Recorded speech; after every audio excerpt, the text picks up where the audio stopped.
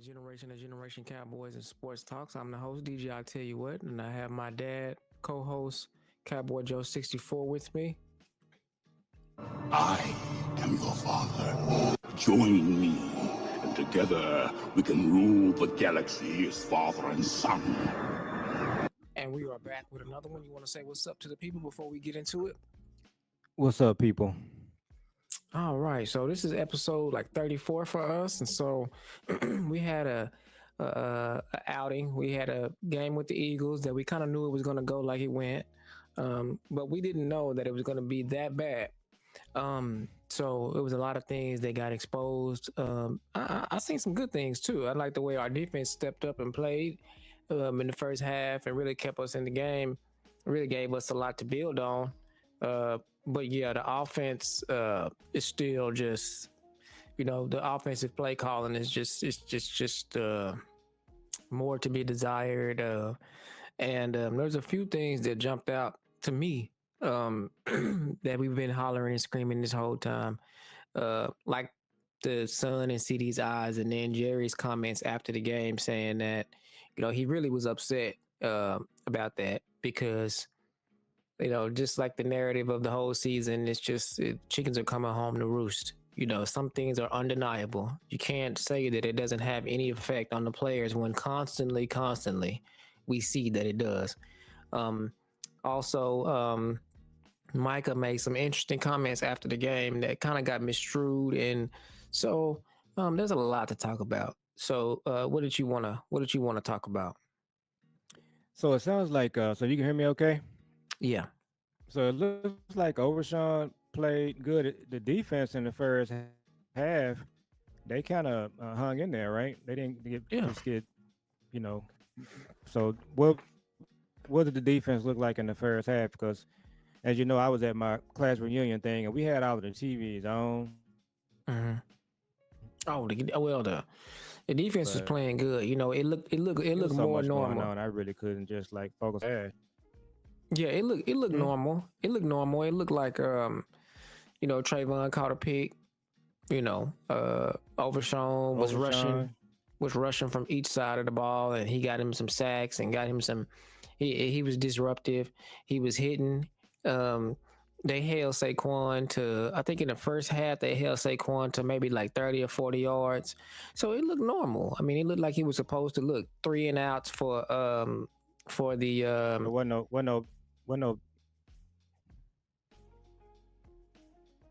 So was you saying? wasn't just running through him. No, not So whatsoever. Saquon, am I breaking up? Yeah. So Saquon wasn't just dominating. Mm-mm. Nope, none of them was. Saquon wasn't dominating. The wide receivers wasn't dominating. The O line, I mean, they O line wasn't dominating our defensive line.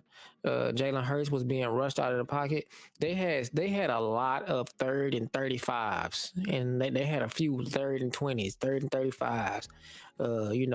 When it was a couple of plays that like it was like gonna be like 3rd and 30, but they converted. But I mean, we went into the half. It was what we should have when we went into the half. We should have been up by 2 touchdowns, but one touchdown got Yeah. negated. One touchdown got negated by the Sun, and then another touchdown got negated because Zeke fumbled Yeah. after what's his name ran us the whole way down the field. They put Zeke in and he fumbled. So we should have been up by 2 touchdowns going into the half. So the defense played outstanding in the first half, but the offense just left them out to dry.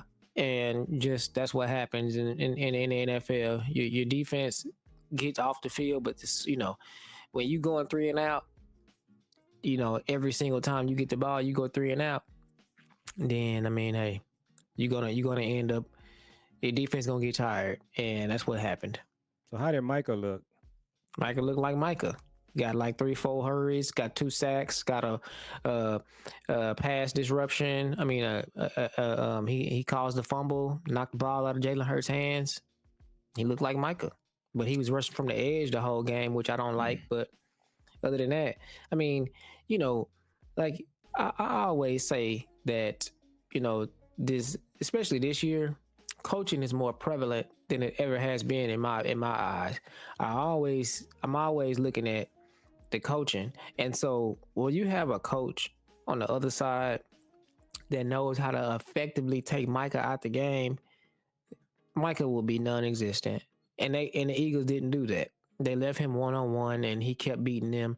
But that's gonna change when you run up against somebody that's Mm-hmm. a smart defensive coordinator. When you go up against a smart defensive coordinator, they're just gonna double Micah, and he will be a non-factor because he's rushing from the same spot. So that, but Micah looked like how Micah looked when he goes up against an offensive coordinator that doesn't understand that he's gonna beat anybody one on one consistently, and that's what he looked like. He got all these pass interruptions. He got all these hurries. He got a few sacks. He impacted the game. That's what he looked like. So I saw a comment from Micah today. I don't know what it was on, but they were asking him about Overshawn, and he Mm-hmm. was just saying he was really inspired by Overshawn's play, and he said he would like to play more linebacker just to play with Overshawn. I thought that was an interesting comment that he made. Oh yeah, like you said earlier today when I sent you another quote from Micah. Micah is gonna Micah, and you can see that at this point. They're not, that's what I like about these younger players. They're not biting their tongues. They're not holding back. They're saying what they feel. They're Yeah, their own. They're their own entities. The Cowboys is not bigger than Micah Parsons. The Cowboys is not bigger than CD Lamb. They're gonna say what they want to say when they want to say it and how they want to say it, and that's just it. and that's what it's going to take, kind of going forward. You know, you wish Dak was there to do that as well because when these guys get paid, they kind of it frees them up. They kind of get power, so they need Mm-hmm. to start really just speaking up. What Michael said about McCarthy, the comment, they took him out of context. I Mm-hmm. think if you just listen to what he's saying, listen to the full context, he's not throwing Mike McCarthy under the bus. He's really just talking about Zach Martin. Jerry Jones made this comment a few years back that he talked about Jason Witten, DeMarcus Ware, and some other guys that one of his biggest failures was having those Hall of Fame players, and they never get a ring. And we talking about it. They never made it to the NFC Championship game. So that's what Michael was talking about. Michael was just saying that here's another one, Zach Martin, Hall of Fame career. He's never going to play an NFC Championship game. And what he was saying was Mike McCarthy can get another job. He can go somewhere else and coach. But for Zach Martin, this is it. So that's really all he was saying. But I like Michael speaking up. If they took him out of context, then so what? I mean, that's Yeah. what's going to happen. He needs to do more of that. Yeah, and also this is what I was saying on my way home, just listening to it on the fan and listening to it on the radio, and listening to everybody's opinion on it. Now I know that they took him out of context, but my whole thing is, what if? So what? What if he really was throwing Mike McCarthy under the bus? Who cares? What difference does it Yeah. make? He's telling the truth. It's not like he lying. He said everything he said was the truth. So it's not a slight, or it's not gaslighting. It's not a slight, or it's not, the word I'm looking for is like, it's not It was a true disrespectful. statement. Yeah, it's a true statement. So, I'm not, if somebody telling the truth, they just telling the truth. You know, Mike, it's just like when Mike McCarthy came out and said last week that you build your team in, what he say, August and September, whatever he said. Basically, he was saying that you build your team in the off season, and Jerry and them didn't do that. And so Hmm. did nobody say he was, oh, that's the most outrageous thing they ever heard, but because Mike McCarthy was telling the truth. So it's just like, no, Micah can say, Micah deserves to say that. And then everybody's also, they all talking about, he's a podcaster. He's a podcaster, and he doing this and he doing that. And people, this is not 1995. This is the information age, and players. This is NIL. Players have their lives that they live, and they're living it on Instagram and on social media, and that's what we need to get used to. It's 100 players with podcasts. They all over the place. Yeah. Everybody got a podcast. It ain't just Micah. Micah just happened to be the president of Gridiron because he's that good. So uh Debo and them got podcasts and they losing. Everybody else got podcasts. Nobody says nothing. So um and then they want to talk about trading Micah and getting picks back. Mm-mm. Okay, well, you can trade Micah and you can get Mozzie in school because that's what's gonna happen. So it's not Yeah. no, you know, Yeah. I'm Anytime people, not to cut you off, but anytime people talk about trade and Micah, you got to ask yourself who's doing the trading and who's doing the picking. If right, Steven Jones and Jerry are trading Micah, they're gonna get their clocks cleaned, right, because and they you're just going, traded a yeah, fourth flamingo. So what are you're y'all going. talking about? So you're gonna trade Micah and really not get anything in return, and then what you do get in return, do you really want Steven and Jerry at this point picking players? They've been Mm-mm. doing it for 28 years, so I don't even um, want them. I don't even want them managing the franchise. yeah. So what we're gonna just kind of talk about in a larger context, going through the rest of the season, what's really crazy is that we still got 7 or 8 games left, so it's gonna be a lot of extra draft talk. And one of the things that they need to do, you give them a top five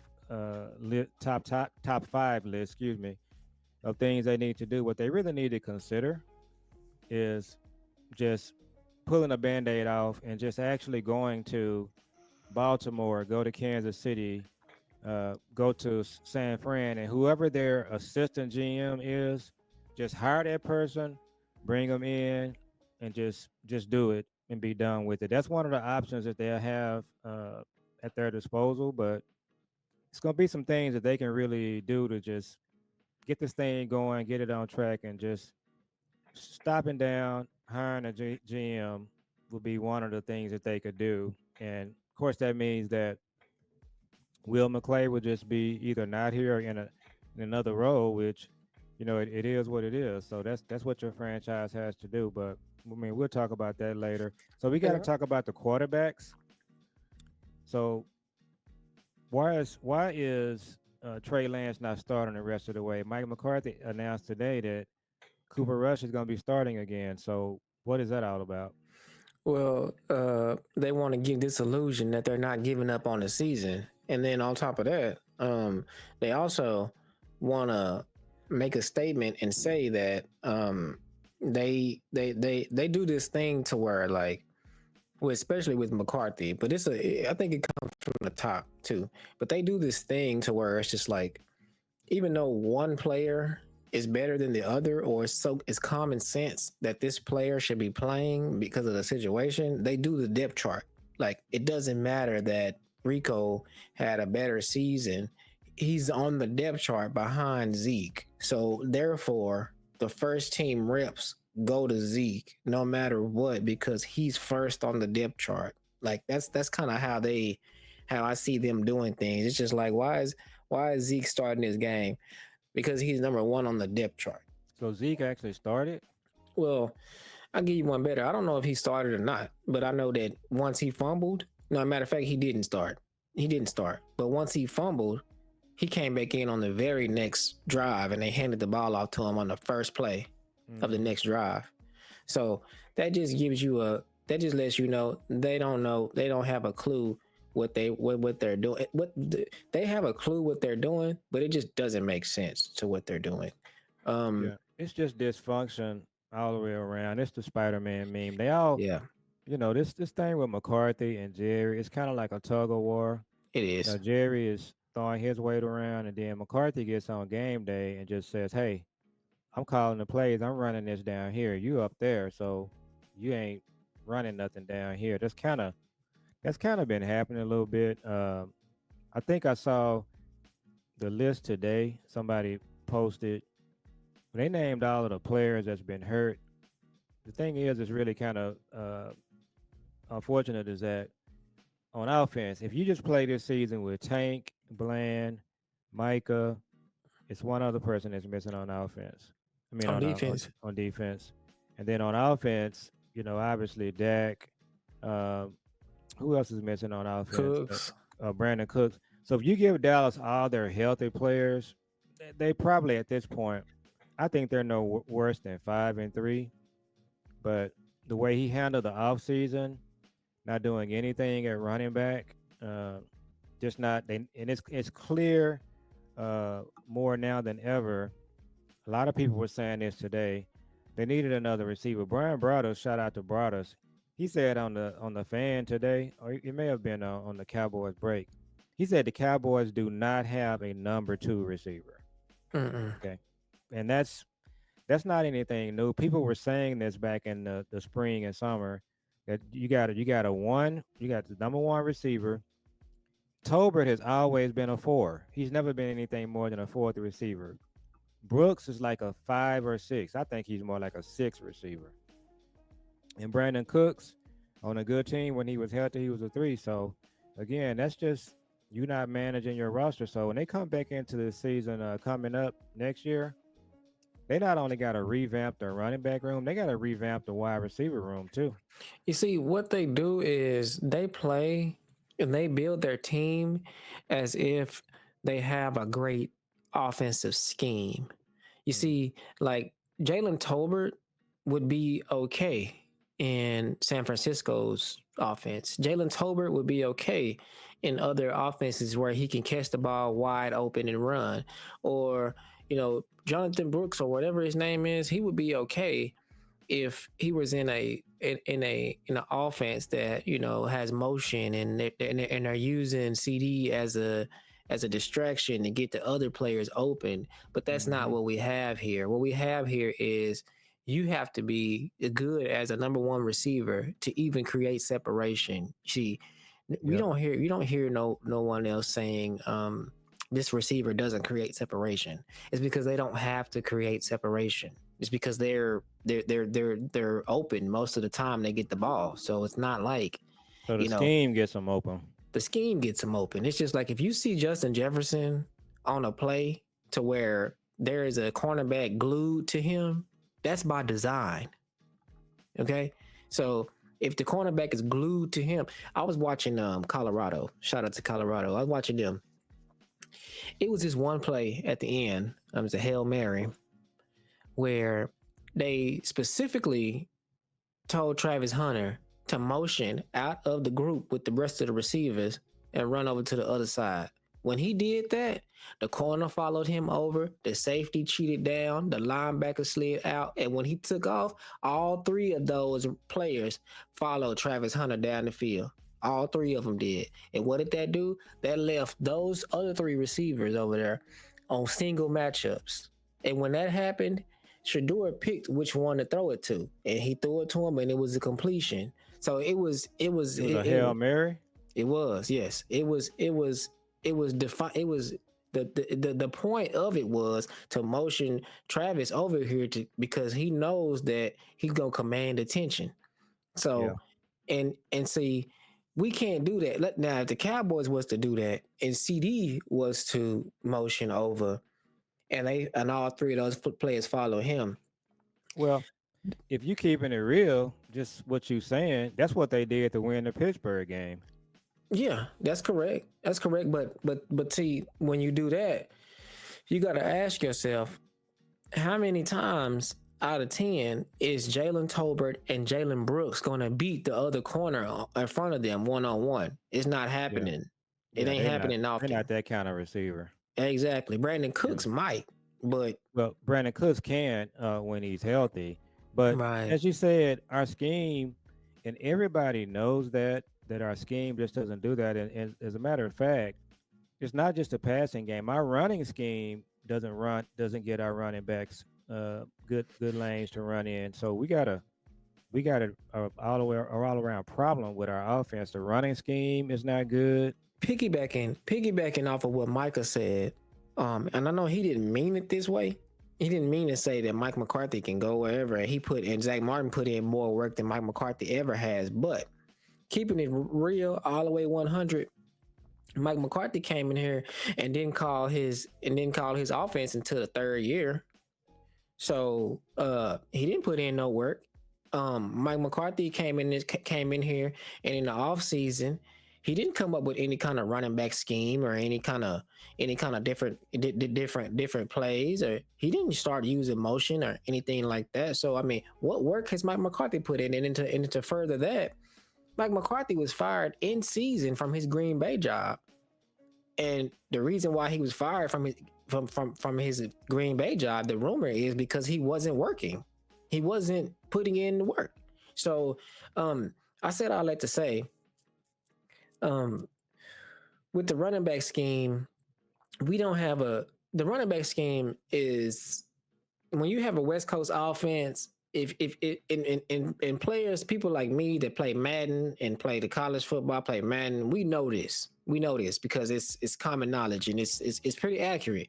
When you have a West Coast offense playbook, it's literally like only 4 or 5, maybe 6, if I'm not mistaken, running plays. That's it. So in order to have those running plays, you have to pull them from another playbook. So there is no running scheme in the West Coast offense. So what that means is you have to add them from scratch. Mike McCarthy didn't do that. And so that's what you're seeing. We seen Pistol last week for the first time, I think, in a long time. We ain't seen Pistol come out of this offense, but they was running Pistol play after play after play. We ain't seen that. We played And Atlanta. no, when we played Philly, they Oh, was lining up in the pistol play after play after play. We ain't seen that. We ain't seen that oh, come up Philly on was the. doing that. No, we was doing that, Oh, okay. and we have not seen that. So you have to ask yourself, why haven't we seen that? Because Mike McCarthy ain't putting in the work. That's why. So his pushback on that, I don't know what he did last year. We kind of had some struggles at the beginning of the year. They came out of uh, the bye last year, and they ran off like 8 consecutive games where they were really scoring more points than anybody in the league. So nobody can figure out exactly what he did last year and why he didn't just build on that, because it's like he lost his mojo. He just this year he hasn't done it, and then with the injuries on defense, he needed to just double time it and come up with something offensively. But one of the things we got to talk about is just old coaches. When you get an old coach, sometimes they just don't have their fastball, and it can happen at any moment. We saw it happen with so many coaches over the years. That's probably what's happening with Solari. Solari may be the oldest offensive line coach in the NFL. Okay, Mike McCarthy a little longer in the tooth. So one of the things we got to talk about in this offseason when we start looking at these coaches, I think you're asking for it if you hire an older guy like Belichick is Belichick. 72, So in our state I and think. time, 72 it's a whole lot better than 82, but you just don't never know when a guy is just going to hit that wall with father time. And so, McCarthy, but you look at coaches like Andy Reid, it's not happening with him. I'm gonna tell you somebody else that is kind of finding it now. He's an older coach too. We got to look at Jim Harbaugh. Mm-hmm. I wonder if Jim Harbaugh and Andy Reid and McCarthy are about the same age. Yeah, But I knew you was gonna say Harbaugh. yeah, so if you got a really good scheme and you're an old guy, it definitely helps. But if your scheme is teetering on just being out of touch with what's happening in the NFL, and you got the old part too, man, you could really just be asking for trouble. And it may just be Well, he's just an older guy and he just don't have the fastball anymore. and like I said, I mean, we knew this. I mean, like I said, it's kind of hard, and this is like a thing where people do this in life. Sometimes when the writing is when the writing is on the wall, it's hard to admit it when you're passionate about something. It's just like we passionate about the Cowboys. We still have fans that just saying to themselves, "Man, we can still do this thing." At the beginning of the year, when Jerry didn't use any, it didn't re-sign Tony Pollard, and he let Tyron Smith walk, and they didn't re-sign Stephon Gilmore. Stephon Gilmore, and And then when they drafted the way they drafted, and then when they didn't draft any skill positions high, and then when they went and they didn't use any free agents and they didn't sign any running backs when they were just cheap and they were just like flying off the board at cheap prices. When he didn't do that, that was it. We should have known right then and there that the writing was on the wall and this season was not going to be a good one. And then on top of that, when they waited too long to sign Dak and CD, we should have knew right then and there that this was not gonna be a good season. And if you're looking at this thing with unbiased perspective, you knew right then and there because it's just like it's not it's you don't have any team in the NFL. If they were to do that exact same thing, they would not have a good season. And it doesn't matter if your team, if your players stay healthy or not, because the NFL is a ever evolving thing and changes every year. It's just like it changes every year. You know, I used to say to myself, I don't know if I'm gonna ever see a running back better than Barry Sanders and Emmitt Smith. That was crazy for me to even think that because look at Reggie Bush came along. Then you Oh, say, yeah. you know, I could have you told say, you that. you say, man, how can someone get better than Reggie Bush?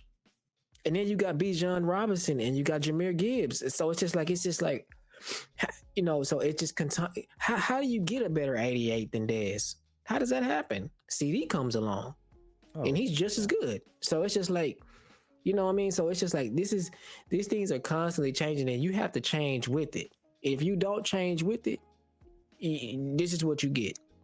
Yeah, well, you have to get in a fight and get in the game. And what they did, they just basically said, "Look, we're gonna count on our veterans. We're gonna just count on nobody getting injured. I mean, we can't afford no injuries. That's what we're gonna bet on. And you can't do that in the NFL when you're this thin. So, what they did in the offseason, combined with Mike McCarthy just taking a step back offensively with his play design, you're the rubber is meeting the road, and that's what you're seeing. So we And got I to want talk to say about, this yeah, before you say that. I want to say this and to everybody that wants to blame the players, because we have a lot of those people out there. I want you to say to yourself that instead of having Dak Prescott, we got Patrick Mahomes or Tom Brady. I want you to say to yourself, instead of having CD Lamb, we have Justin Jefferson. I want you to say to yourself, we have a healthy well, I can't really say somebody instead of Michael Parsons because he's the best. So let's just say you really that's really about Dak. Let's just say you have Tom Brady and Patrick Mahomes instead of Dak. Is this team a winning team at that point? It's not. Do they have if you had Lamar Jackson instead of Dak all these years, do you have Super Bowls? You don't, because it's not just a player thing. It's a top down thing, especially with the Cowboys. It's a top down thing. The problem with the Cowboys is not the players. It's the top down. It's the way that the organization is built, in my opinion, and the way that the organization is ran, in my opinion. It's Jerry, Steven, and Will McClay. They're the ones that are doing all of these things and making all of these mistakes. They're the ones that's putting the strings in the draft room. They're the ones that's paying contracts late. They're the ones that's paying people contracts that don't deserve contracts. They're the ones that's trading players away for personal reasons, like Amari Cooper. They're the ones that's hiring coaches like Jason Garrett and Mike McCarthy. They're the ones that's hiring. And when they do their hiring, they're the ones that say, "Hey, we're not gonna hire. We're not gonna interview 15 people. We're gonna interview Al Harris and Mike McCarthy."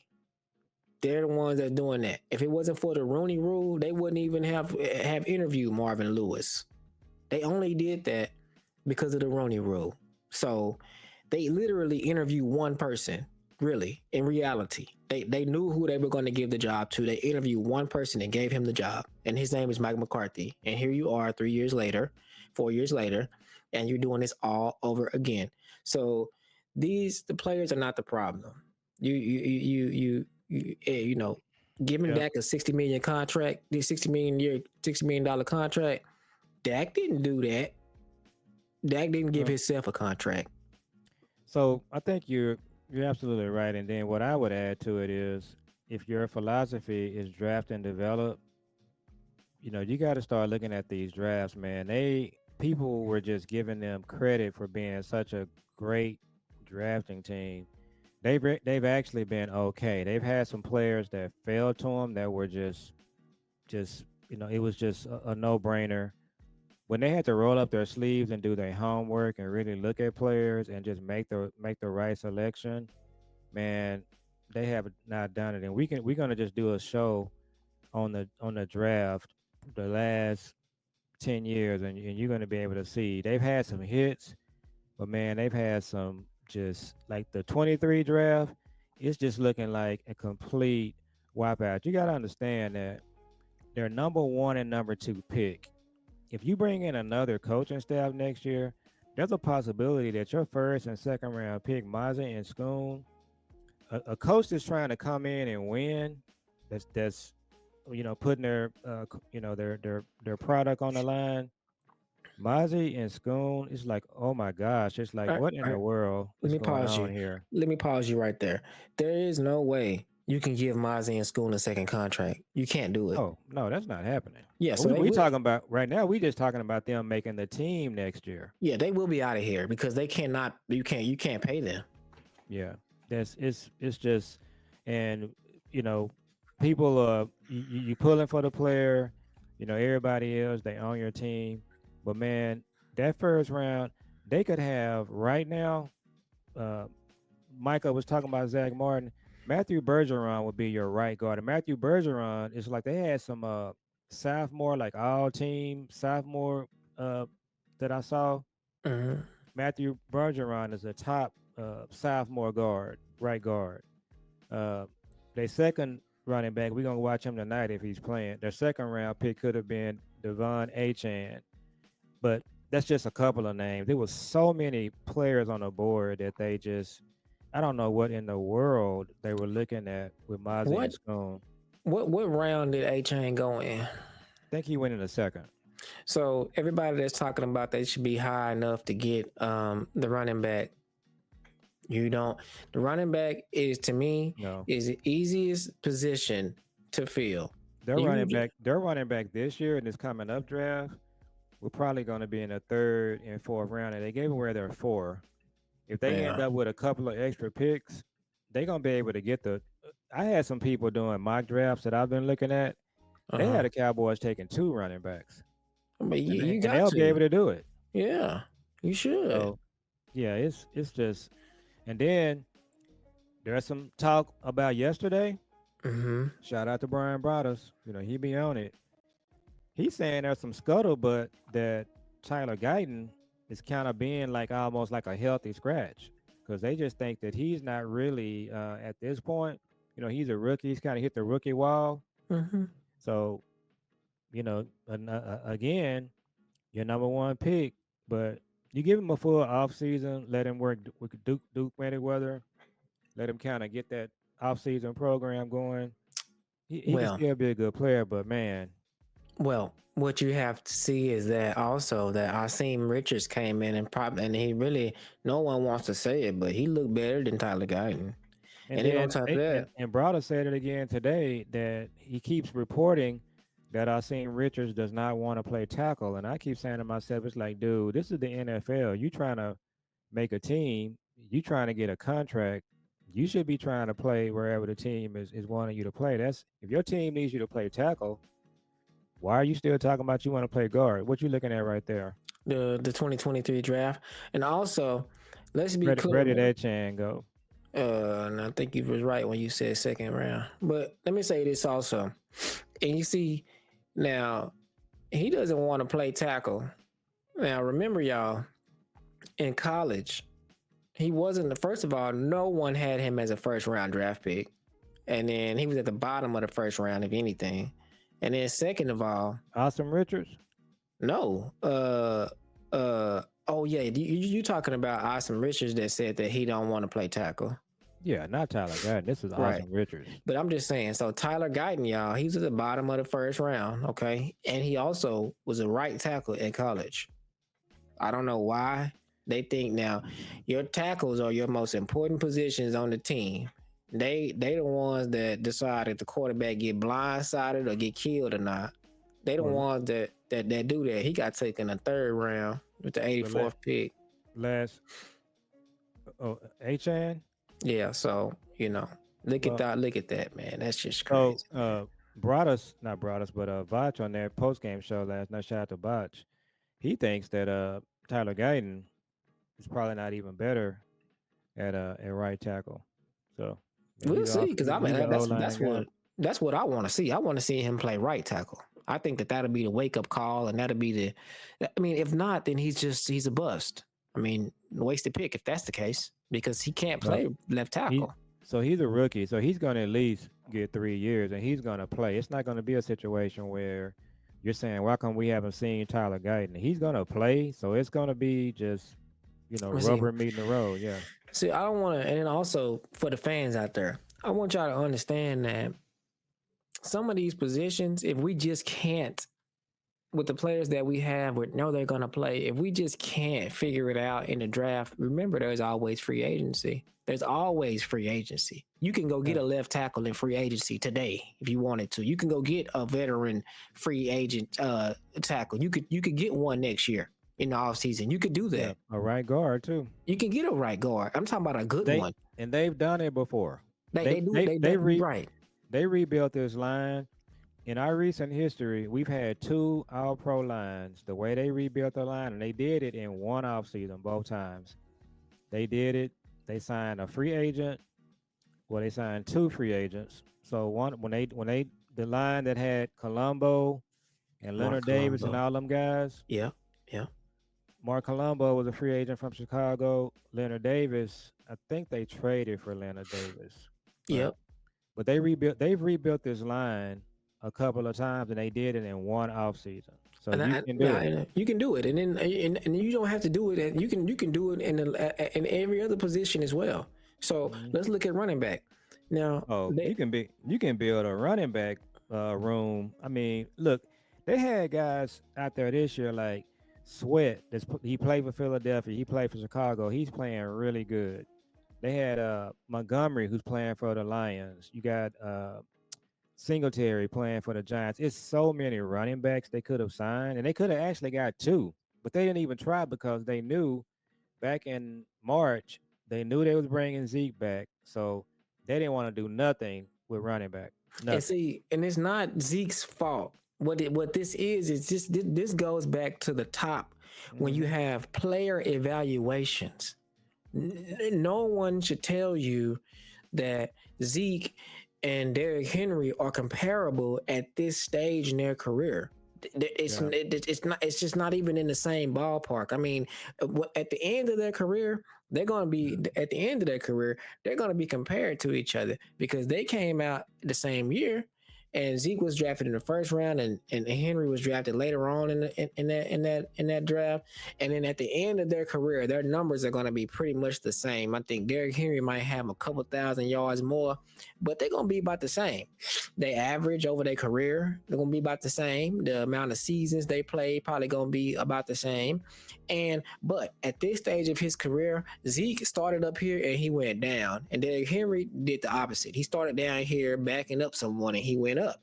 So the player evaluations Yeah. are totally off. I mean, and then you're seeing player evaluations off in the free agents that they require, like Zeke, and you're seeing player evaluations off in the trades.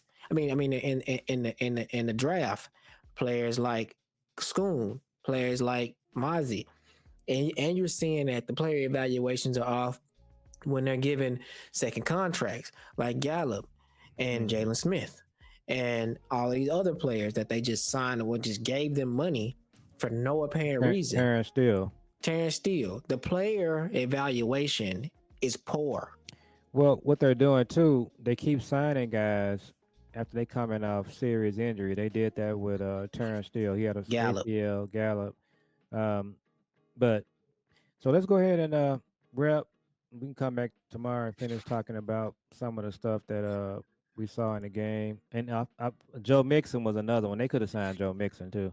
He playing good, He's man. he's looking great. Yeah, we gonna see him next Monday. Yeah, yeah. So all of these players You're gonna get ready to wrap. All of these players, they just decided that they were not gonna get. But these type of Mm-mm. players are the type of players that are available every year. Every year.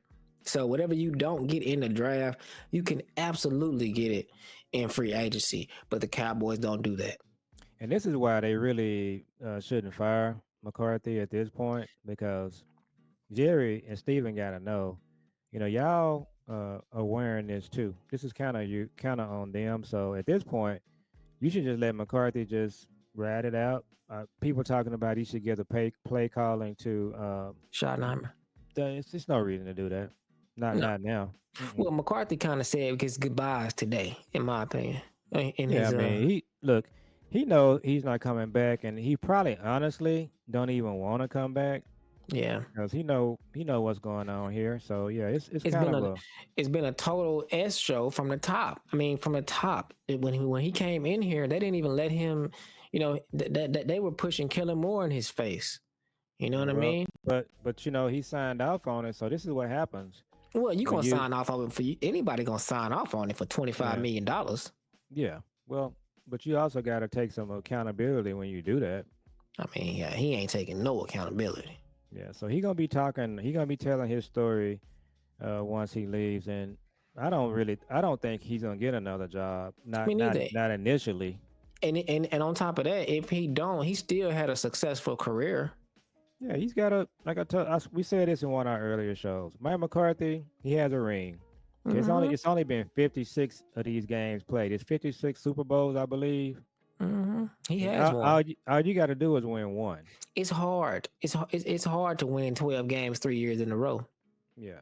So I He mean, just wasn't good enough to get us over the top. But like I said, he might have been good enough to get us over the top. It's probably the front office that didn't do what all of they could to get us over the top. You see, it ain't yeah. always, that's why I said these coaches and these general managers have become more And prevalent and last year, um, we lost to Green Bay. We didn't lose to Green Bay because of Mike because of the McCarthy. offense. It was the Mm-mm. defense. It was the It defense. was the Dan coach that Quinn. everybody talking about they won back. And did you see them yesterday blow that game?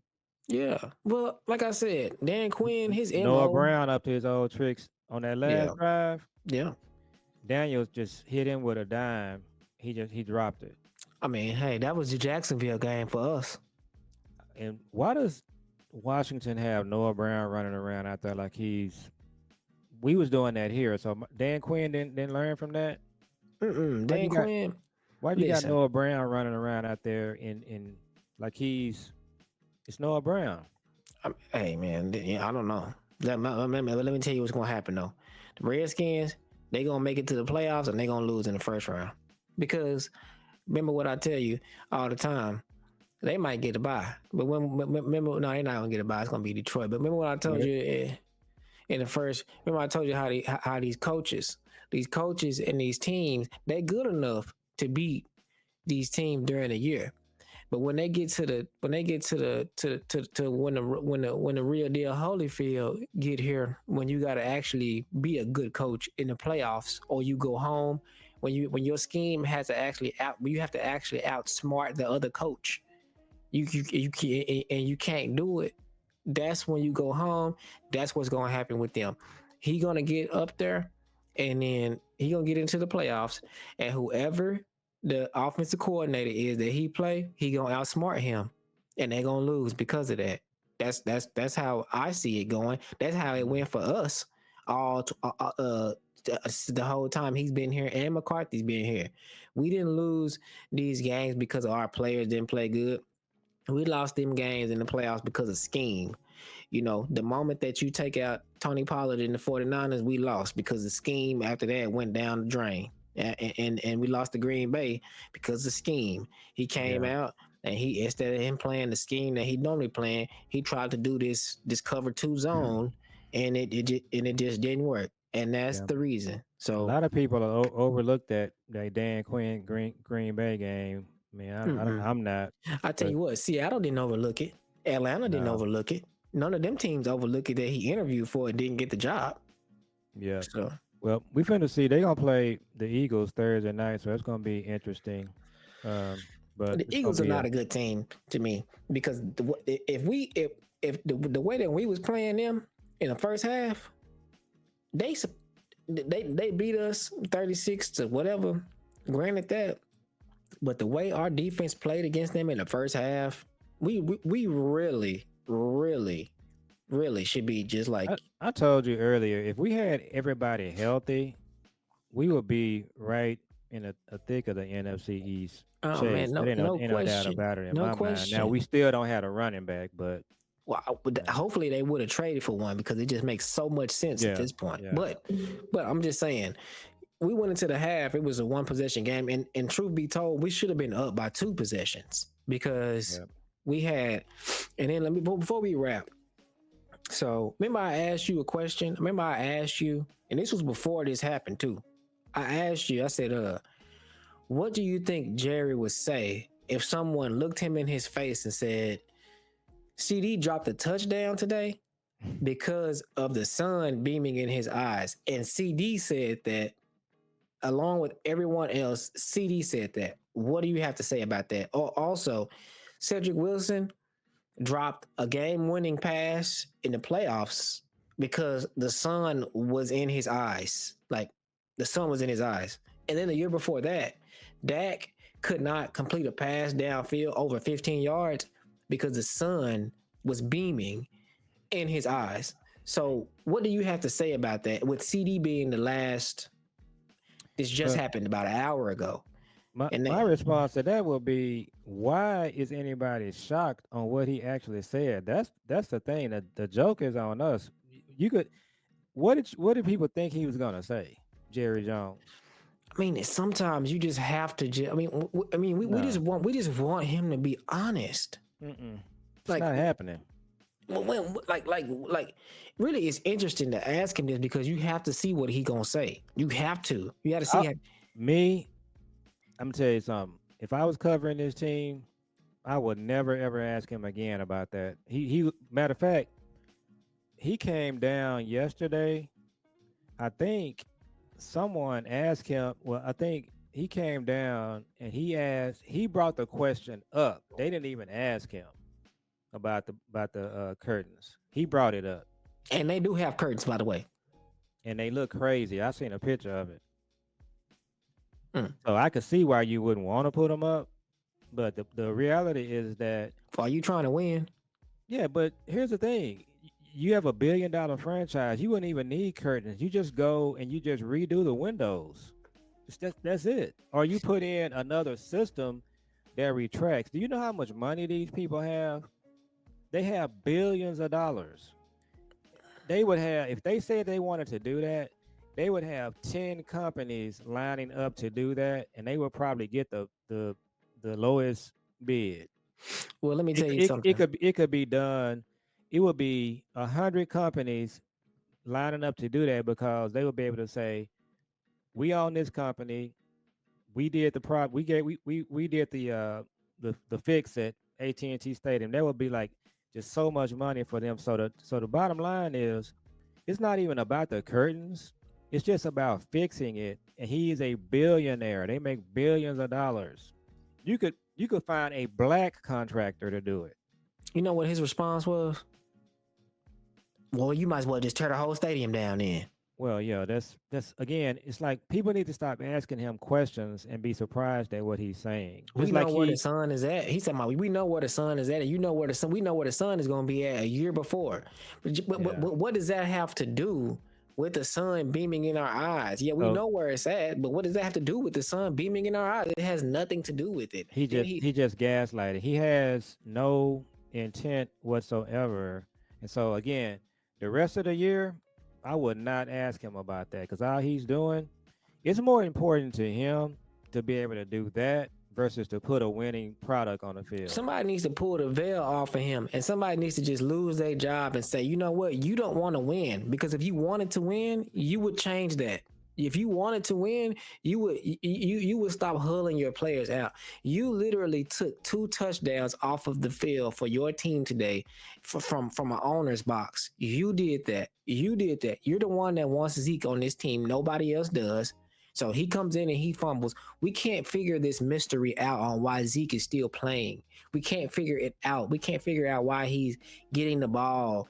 We can't figure it out Mm. because Rico has the best game of the season, and then the next week he's a healthy scratch because Zeke made a statement to the media. We can't figure this out. It doesn't make Mm. football sense. We can't figure it out. The reason is Well, because Jerry wants him on his team. We can't figure it out. it's just poor structure, it's just poor management, and it's been going on for And 20 then years. So yeah, and it's then and then like CD was wide open in the end zone, and literally like the ball just went right past him because he could not see. And then right after that, he said, I can't. He went like this and said, I can't see. Then he went on the sideline talking about McCarthy. He pointed up at Mike McCarthy, and Mike McCarthy was well, just like, God, dog. well, look, CD done got his money, so Oh he can yeah, just that's say why he was whatever. He's not that. going nowhere. Yeah, that's why he was telling. That's why he was telling it like it was after the game. Now we need curtains, man, because he was like, "Nah, we need curtains, 1,000%." Because I couldn't see the ball, nobody could see it, so the And it, defenders couldn't even see it. they just need to just redo the doors. They can just tint them or use technology. They don't even need curtains. So that's Homeboy said, "Why is everybody asking about the sun? Where's the moon?" this dude. Yeah, well, let's go ahead. Let's go ahead and wrap. All right, y'all. So we gonna wrap Where's the on that moon? note. Where's the moon? That's what the name of this. That's the name what the name of this show gonna be. Where is the moon? So we gonna wrap on that one, y'all. The moon is Y'all. behind the curtains. Yep. Yeah. No. Yeah. No, yeah. No. No. The moon is beaming through, blinding people. So everybody, y'all like, comment, and subscribe. We in this for the long haul. We ain't going nowhere. We gonna stay. We gonna rock till the wheels fall off. We got 8 more games. Goodness gracious, we got 8 more games, and so y'all make sure y'all like, comment, and subscribe. And everybody feels the same way. So our show is a safe spot. Our show is a safe space. You can come to our show, and I guarantee you, we feel just like how you feel. So like, comment, and subscribe, and we'll see y'all on the next one. And check out our Facebook page. Gen to Gen Cast. GEN2 GENCAST. Peace.